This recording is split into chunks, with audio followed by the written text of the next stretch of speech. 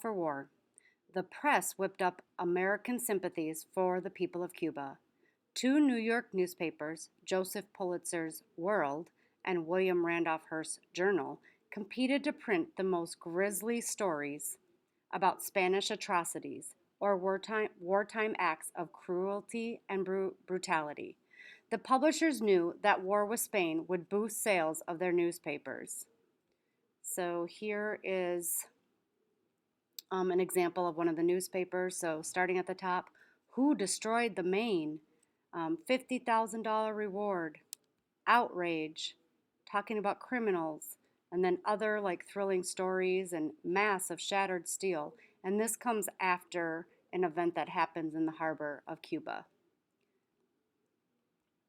Sensational newspaper stories. To attract readers, Hearst and Pulitzer used yellow journalism, or reporting that relied on sensational stories and headlines. Often, these reports were biased or untrue. According to one story, a photographer bound for Cuba told Hearst that there was no war. "You supply the pictures," Hearst supposedly replied, "and I'll supply the war." News stories described events in Cuba in graphic and horrifying detail. Despite growing pressure, President Cleveland wanted to avoid war with Spain. He called the war fever in the United States an epidemic of insanity. Stories in the press, he grumbled, were nonsense. When William McKinley became president in 1897, he also tried to keep the country neutral. Remember the Maine? To hell with Spain. In 1898, fighting broke out in Havana, the Cuban capital. Acting promptly, President McKinley sent the battleship Maine to Havana to protect American citizens and property there.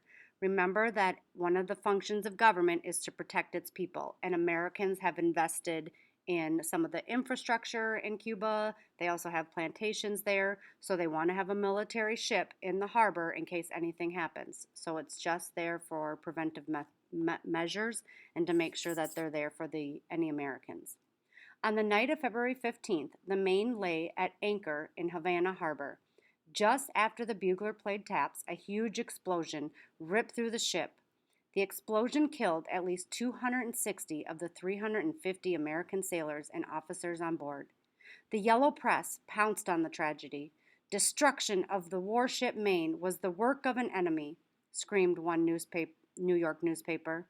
"The warship Maine split in two by an enemy's secret internal machine," blared the front page of another.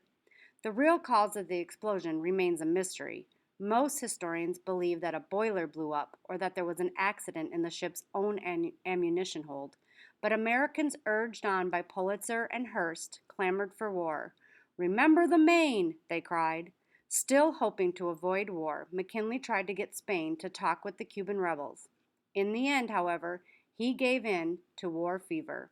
On April 25, 1898, Congress declared war on Spain. This little clip right here says yellow journalism. When the Maine blew up in Havana Harbor, American newspapers were quick to point the finger of blame at Spain. Sensational pictures and language inflamed readers and sold papers. The Spanish-American War. The Spanish-American War lasted only 4 months. The battlefront stretched from nearby Caribbean to the distant Philippine Islands off the coast of Southeast Asia.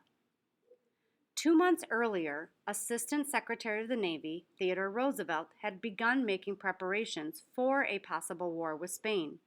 Roosevelt quickly realized that a conflict with Spain would be fought not only in the Caribbean, but wherever the Spanish sea power lay. The Philippine Islands, a Spanish colony and Spain's main naval base in the Pacific, would be a major military objective. Roosevelt believed it was important to attack the Spanish in the Philippines as soon as the war began. He wired secret orders to Commodore George Dewey, commander of the Pacific Fleet. Secret and confidential. Order the squadron to Hong Kong, keep full of coal, and in the event of declaration of war with Spain, your duty will be to see that the Spanish squadron does not leave the Asiatic coast, and then offensive operations in Philippine Islands.